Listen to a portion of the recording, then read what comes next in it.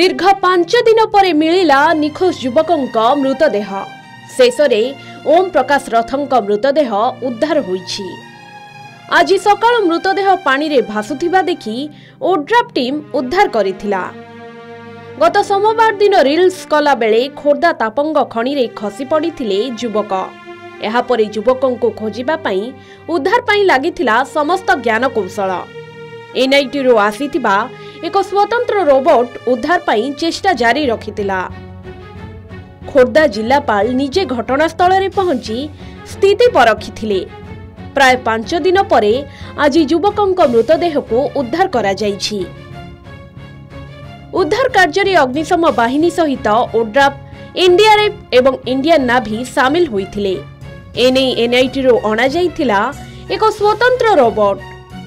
युवकंको उद्धार करिबा पई रोबोट चेष्टा चलाइथिला।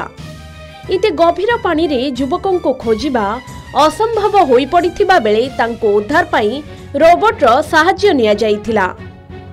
मनीष एते गभीर पानी भितर को जाई पारि नथिला सत, किंतु रोबोट अति सहजरे पानी भितरे प्रवेश करिथिला। सूचना अनुसार निखोज युवक हेउछंती नयागढ़ अंचल रो ओम प्रकाश रथ। से खोर्धा बीडीए कॉलोनी रे रहुथिले। गभीर पानी रे रील्स करुथिबा समय रे ओम निखोज होइथिले। एही घटना को 5 दिन बीतिबा परे एबे उद्धार होईछि युवकंक मृत शरीर। खोर्धा सदर थाना तापंग बड़साउली कलिंग मुंडिया को सांग मानक सहित बुलिबा को आसीथिबा बेले घटिथिला एभली अघटन।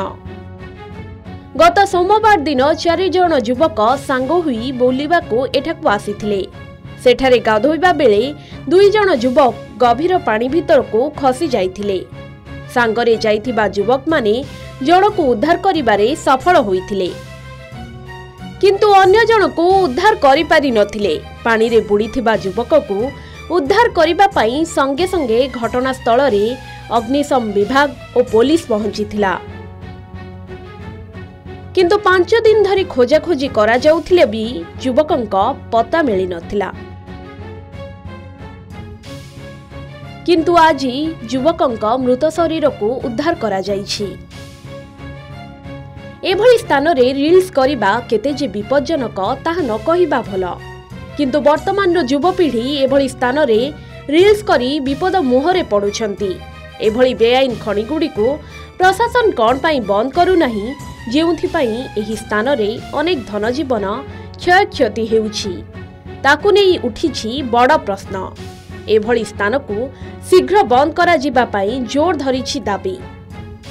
खोर्धारू प्रशांत कुमार साहू को रिपोर्ट, के न्यूज ओडिशा।